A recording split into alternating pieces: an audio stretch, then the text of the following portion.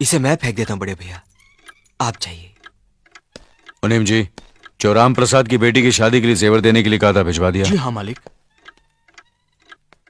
शहर में रहकर यही बदतमीजी और ओछी हरकतें सीखी आपने? अपने से बड़ों का लिहाज करना नहीं आता आपको? किससे कह रहे हो तुम? आपसे कह रहा हूं। औरत पैदा हुई है तो औरत की तरह रहना सीखिए। मीना, नकुल, तुम अंदर जाओ।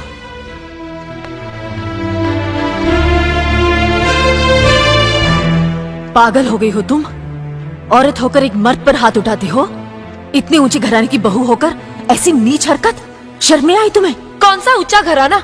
ये जहाँ सिर्फ एक आदमी राजा है और बाकी सब उसके गुलाम। मीना, चिल्लाइए मत। आप मेरी सास नहीं है। जिस तरह आप इस घर की बहू हैं, वैसे मैं भी हूँ। बहू हो तो बहू की मर्यादा में रहो। मर्यादा की रस्सी में तो आप जैसी जाहिल और गवार औरतें बनती हैं। मुझ जैसी पढ़ी लिखी मॉडर्न जमाने की लड़की नहीं। Uneducated idiots. Excuse me. I'm not an illiterate. I'm a graduate from the University of Allahabad. I am aware of the modernization of women, but I have not forgotten my culture, my customs, my traditions and my values. And most of all, I'll never ever forget that I am an Indian woman. Modern जमाने की औरत भी औरत ही होती है। उसे भी मर्द ही ब्याह कर ले जाता है, मर्द को ब्याह कर वो नहीं ले जाती। जमाने ख्याल और लिबास बदल देते हैं, औरत की शरीर की बनावट नहीं। लोग तुम्हारे ख्याल की लड़कियों को लज्जत का सामान भले ही समझते हो, इज्जत के काबिल कोई नहीं समझता। इज्जत आज भी उन्हीं औरतों की होती है जिनकी आंखों में हया हो, लाज हो, शर्म हो। हम नहीं कहते कि तुम बंदिशों में रहो, लेकिन अपने दायरे की सीमा को मत भूलो।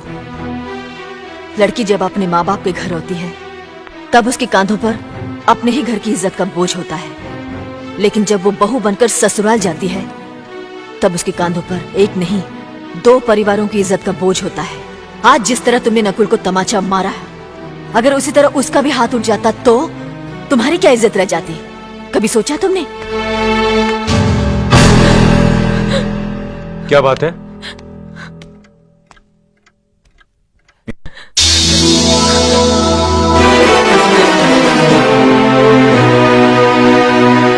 क्या हुआ भाभी? कुछ नहीं। मीना कह रही थी कि उसे खाना बनाना नहीं आता।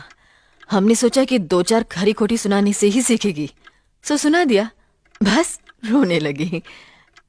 क्यों अर्जुन, हमें तुम्हारी बीवी को डांटने का भी हक नहीं? क्यों नहीं, आप हमारी भाभी माँ हैं।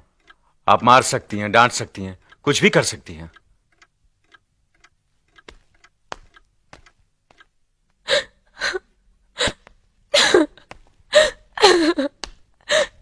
मैंने भूल की जो मैं लोगों के बीच आ गई।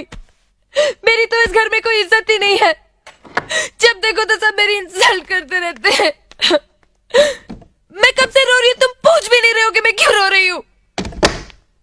बेकार रो रही है तो कौन पूछेगा? अच्छा, तो मैं तुम्हारे लिए और इस घर के लिए बेकार हो गई हूँ। अरे बेकार तो तुम हो गए अपने परिवार के बीच में रहकर। मैं कब से बोले जा रही हूँ और तुम हो के सुन ही नहीं रहे हो। इंसान की चीख सुनकर लोग शुभ अशुभ का विचार करते हैं, लेकिन जब मेंढकी को जुकाम होता है, उसकी चीख की कोई परवाह नहीं करता। ये मत भूलो कि जब मेंढकी चिल्लाती है तो आंधी और तूफान आते हैं। आंधी और तूफान आएंगे तो उसका नतीजा तुम्हें ही भुगतना पड़ेगा। तो फिर ठीक है, अब मैं तुम्हारे साथ तब भी रहूंगी जब तुम मेरे साथ मेरे डैडी के घर रहोगे।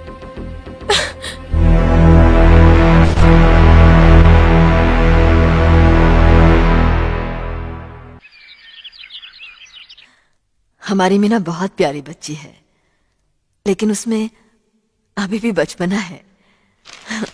हमारे तौर तरीकों को नहीं जानती है ना, लेकिन आहिस्ता आहिस्ता हम उसे सब सिखा देंगे।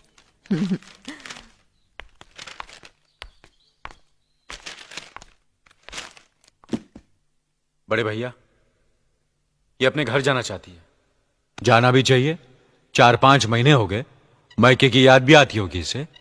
और अर्जुन, तुम्हारे ससुर जी तुम्हें कई बार बुला चुके हैं। तुम भी कुछ दिनों के लिए हो आओ, तुम्हारा मन भी बहल जाएगा। अगर ये वापस लौटने के लिए जा रही होती तो मैं जरूर जाता, मगर ये तो हमेशा के लिए इस घर से जा रही है। कैसी बातें कर रहे हो? अगर तुम दोनों के ख्यालात एक दूसरे से नहीं मिलते तो इस मामले को घर की चार दीवारी में बैठकर आपस में सुलझा लेना चाहिए। बहू शहर की पढ़ी लिखी लड़की है, उसे गांव के रीति रिवाज के बारे में क्या मालूम। यह तो तुम्हारा फर्ज बनता है अर्जुन कि तुम उसे हमारे तौर तरीके सिखाओ। सिखाने से कोई फायदा नहीं बड़े भैया, ये खुद को इस माहौल में डालना ही नहीं चाहती, इसलिए भेज रहा हूं। अच्छा, तो तुमने फैसला भी कर डाला। बड़े भैया, बात यह है कि मैंने मीना को, तुम बहुत समझदार भी हो गए हो ना, तो फिर तुम्हें इतना तो समझ लेना चाहिए, अगर बहू अपने आप को बदल नहीं पा रही है तो तुम बहू के मुताबिक बदल जाओ। आखिर वो तुम्हारी पत्नी है, उसका साथ देना तुम्हारा धर्म है। तुम्हारे भरोसे ही तो उसने अपनी सारी जिंदगी सौंप दी तुम्हें। अर्जुन, मेरे दर्द पर तुम तड़प उठोगे, तुम्हें तकलीफ होगी तो मैं रो दूंगा, क्योंकि हम दोनों एक ही मां की संतान हैं। खून का रिश्ता है हमारा, मगर पत्नी का नाता उससे कहीं ज्यादा गहरा होता है, क्योंकि वो पराए घर से आकर अपनों से कहीं ज्यादा अपनी हो जाती है, परछाई बन जाती है हमारी। पति शरीर है तो पत्नी उसकी आत्मा है। पत्नी ही पति के जीवन को सही अर्थ देती है, उसे कामयाब बनाती है। पत्नी के बगैर पति बेजान और बेमाने हो जाते हैं। अगर आज तुम अपनी पत्नी को हमेशा के लिए उसके मैके छोड़ाओगे तो यह गांव, यह समाज क्या कहेगा हमारे बारे में? जरा सोचो अर्जुन, न्याय के सिंहासन पर बैठकर जो लोगों के अच्छे बुरे का फैसला करता है, अगर उसी के घर में नाइंसाफी होगी तो लोग हंसेंगे हम पर, किसी को मुंह दिखाने के काबिल नहीं रहेंगे हम। बड़े भैया, मुझसे भूल हो गई, मुझे माफ कर दीजिए। मुनीम जी, जी मालिक। जायदाद के दस्तावेज लाइए। जी अभी लाया। बहू, पति ही पत्नी की असली शक्ति होती है।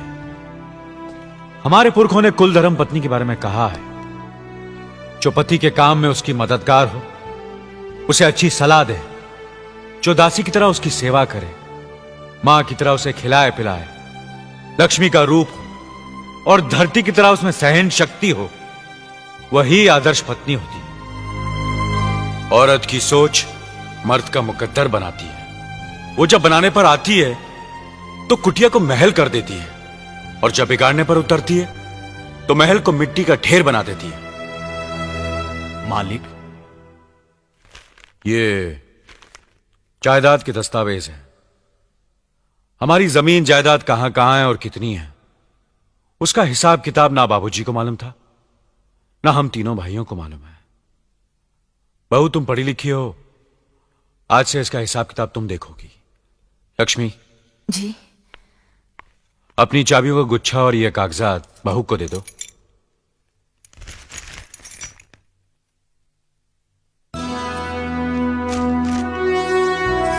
आज से तुम इस घर की मालकिन हो। तुम जहां कहोगी, जिस कागज पर कहोगी, हम तीनों भाई चुपचाप आंख बंद करके दस्तखत कर देंगे।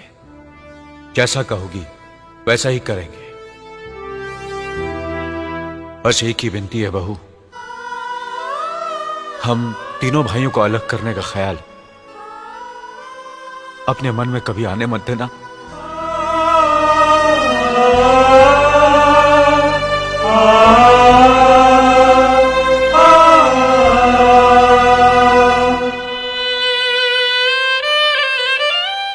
बहुत अच्छा किया तुमने बहू, बहुत अच्छा किया। इनकी आंखों में आंसू देखने की हमने सपने में भी उम्मीद नहीं की थी, लेकिन तुमने हमें दिखा दिया। बहुत अच्छा किया तुमने, बहुत अच्छा किया।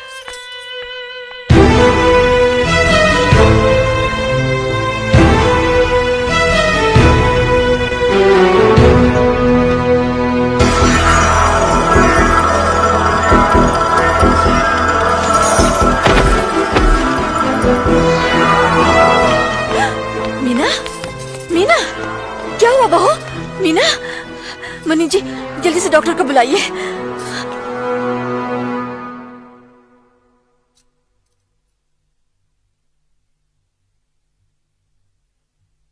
घबराने की कोई बात नहीं, ये माँ बनने वाली है।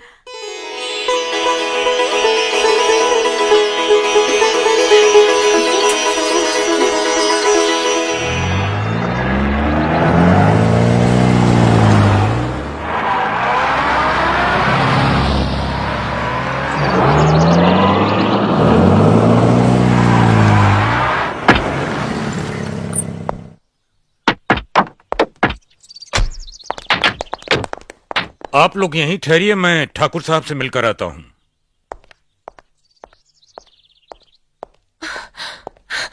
डैडी, डैडी, कैसी हो बेटी?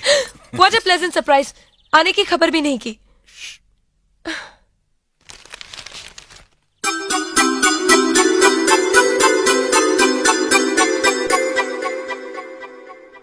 ठाकुर साहब, पाए लागू। समधी जी, आप अचानक यहाँ कैसे? तशरीफ रखिए, बैठिए ना। आपके बराबर बैठने की मैंने कभी गुस्ताखी नहीं की, तो आज कैसे करूंगा? बहुत दिनों बाद हम लोग मिल रहे हैं। कहिए, आपका कारोबार कैसे चल रहा है? आपकी कृपा और आशीर्वाद से ठीक ही चल रहा है। दिल्ली में इंडस्ट्रीज मिनिस्टर के साथ कब की अपॉइंटमेंट ली है? कल सुबह 11 बजे सर। इनकम टैक्स केस का? वकील ने कहा है कि 15 तारीख की हियरिंग में मामला क्लियर हो जाएगा। आज एक्सपोर्ट का माल जापान के लिए जहाज से रवाना हो जाएगा ना? जी हाँ सर। नमस्ते ठाकुर साहब। नमस्ते नमस्ते नमस्ते। अरे दीनानाथ जी, आप लोगों ने यहाँ आने की तकलीफ क्यों की? मैं आपकी संस्था के लिए गवर्नर साहब से बात कर चुका हूँ, आपका काम हो जाएगा। धन्यवाद, बहुत बहुत। अरे गोपीनाथ जी, होम मिनिस्टर ने वादा किया कि आपके भाई का ट्रांसफर जल्दी ही हो जाएगा। Thank you sir. Daddy, good morning daddy. Good morning my child. आप कहीं जा रहे हैं क्या? हाँ बेटी, एक जरूरी काम से दिल्ली जा रहा हूँ, अपना ख्याल रखना। हाँ, ओके ओके, बाय। पास में ही फैक्ट्री के लिए जमीन देखने आया था, सोचा आपके दर्शन करता चलूं। अब इजाजत दीजिए। इतनी जल्दी कैसे जा सकते हैं आप? भोजन तो करते जाइए। माफ कीजिए, आप तो जानते ही हैं, बाप बेटी के घर का खाना तो क्या, पानी भी नहीं पी सकता। शहर में रहकर भी अभी भी आप इन बातों को मानते हैं? शहर में रहूं या गांव में, मैं अपनी परंपरा और संस्कार कैसे भूल सकता हूं? आखिर मैंने इसी मिट्टी में जन्म लिया है। अच्छा, चलता हूं। अजी, कम से कम बेटी से मिलकर उसकी कुशलता तो पूछ लीजिए। ये क्या कह रहे हैं आप? मैं इतना ओछा नहीं हूं कि अपनी बेटी की कुशलता पूछकर आपका अपमान करूं। ठाकुर साहब, ये तो मेरी बेटी का सौभाग्य है कि वो इस मंदिर जैसे पवित्र घर में बहू बनकर आई, और फिर आपकी छत्र छाया में तो वो कुशल हो गई ही। राम राम। राम राम। बेटे, जिस तरह तुम मैके में चहकाती रही हो ना, वैसे ही अपनी ससुराल को भी महकाती रहना। जी।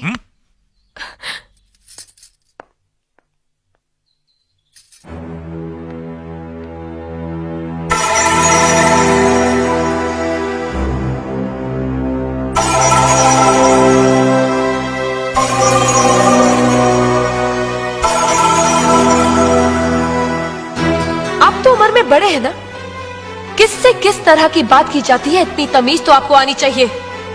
Mind it, mind it, mind it. बड़े भाई, अरे? मुझे माफ कर दीजिए। क्या हुआ? मुझे माफ कर दीजिए। ये क्या कर रही हो? अपने पापों का प्रायश्चित कर रही हूँ। मैंने आप जैसे देवता का अपमान किया है, आपका दिल दुखा है, मुझे माफ कर दीजिए बड़े भैया, मुझे माफ कर दीजिए, मुझे माफ कर दीजिए। लक्ष्मी, मुझे माफ कर दीजिए बड़े भैया, बड़े भैया मुझे माफ कर दीजिए। मुझ पर तरस इसे संभालो, खाकर मुझे मीना, माफ कर दीजिए बड़े चलो भैया। उठो, तुम्हें ऐसे नहीं बैठना मुझे चाहिए, माफ इससे कर बच्चे पर असर पड़ेगा बेटे। मैं आपकी भी दोषी हूँ दीदी। आपने जेठानी की जगह माँ बनकर मेरी गलतियों को बर्दाश्त किया, और मैं अब भागन आपकी बेटी न बन सकी। मुझे माफ कर दीजिए दीदी, मुझे माफ कर दीजिए। अब चुप भी हो जाओ। तो हमने कब तुम्हारी बात का बुरा माना? हाँ पगली, रोते नहीं, रोते नहीं।